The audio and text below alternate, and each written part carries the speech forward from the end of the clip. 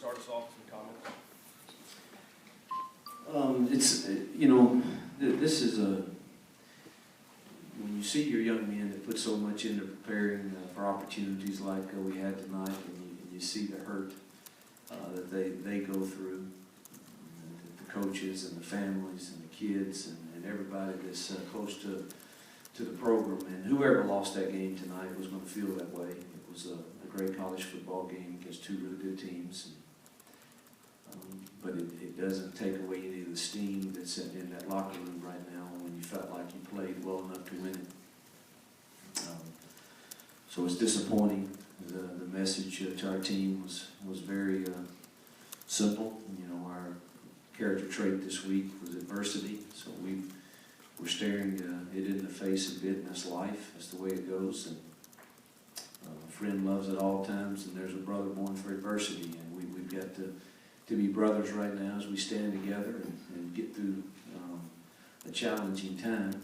I also told them that if 2.5 years plus ago you would have told us that we would be here being relevant in who decides the SEC West and a chance to go play in a bowl game, maybe around New Year's Day or New Year's Eve, we all would have signed up for it. That certainly doesn't help them tonight.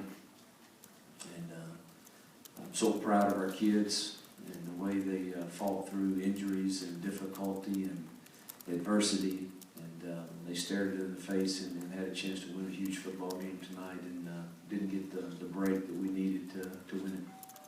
All right, raise your hand. We'll bring a microphone to you. I know you haven't had much time, but the Juan's injury looked pretty bad. I mean, what have you initially heard? He's got definitely a fracture. It was obvious even to me. So if I can see it, I know that they can see it. I'm not sure what. I don't know anything other than that. I can't tell you all the details of it. But definitely a fracture. On the left side.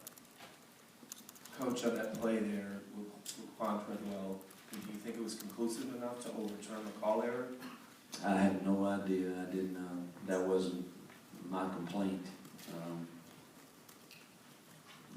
I don't know. I just think when you get tackled from behind and pulled down by the collar in open field, that I believe I'll have to watch it on film. I should probably just stop there. But I didn't see the replay to know if, as far as the ball being loose or not. It looked like a horse collar tackle to me, where I was standing.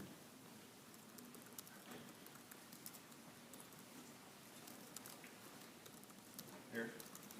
That was my question. Okay. Questions?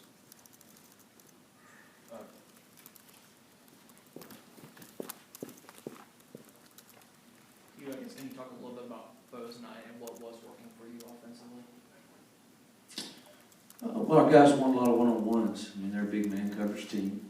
I thought we had a good plan, good scheme, and allowed us to have answers whether they were in man or zone. We had several drops tonight that tonight would have been better, I think. Obviously, I think the game comes down to the 2 turnovers in the tight red zone, there at the end. They're going to score their points. They do all the time, have every game. We were finding ways to score ours, and we turned it over, I guess, twice inside the 5 on the last 2 drives, and that ultimately is the difference. Coach, you're a little surprised that Auburn was able to move the ball as effective as they were, considering you're number 1 in the nation in scoring defense? Not really. They're quarterback and running backs and receivers now. I think they threw, I hesitate to put a number on it, but a couple of deep balls that were just a big receiver making a play. It wasn't that we were in the wrong spot, but you have to give them credit for that. Their kids made those plays, and I know 2 of them were on 3rd down, I believe, that really hurt us. Or one was a kind of a pitch it in the air to 18, and then another one was 14, scrambling around and not getting sacked, and then hitting it's hard to hold up coverage that long. So I know those 2 really hurt us and stung us. Our kids, it's just hard to stop what they do with the players that they have.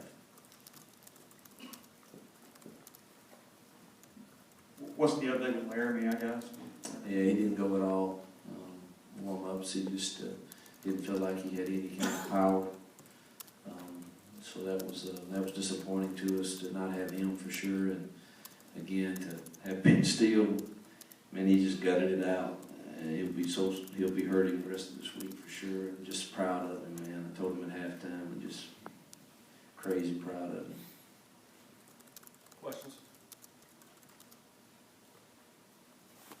Anything else for Coach? Okay. Back of the room. Last play, I thought of going for a Hail Mary there. Yeah, and that's a long throw for us, and felt like the chance we had a little deal that we felt like would be percentage-wise about as good. All right, any more questions? Coach Freeze, okay, you just go ahead. Coach, just how difficult is it now to stomach two very gut-wrenching losses in a row for your team? What can you tell your guys? Well, like I said earlier, I told you what I told them, and they're, it's not easy, but you know what, that's life too, and life's not easy sometimes, and how you handle that, and where you find your strength from is certainly revealing during those times. And, we've got life issues going on with people in our family right now that certainly are a lot more difficult than what we're dealing with. It's not fun. I don't like it when I feel like our kids play well enough to win. It's difficult, but it is what it is, and we can't blink. We've got to move on. All right, any more questions in the back of the room? All right, thanks, Coach. Thank you.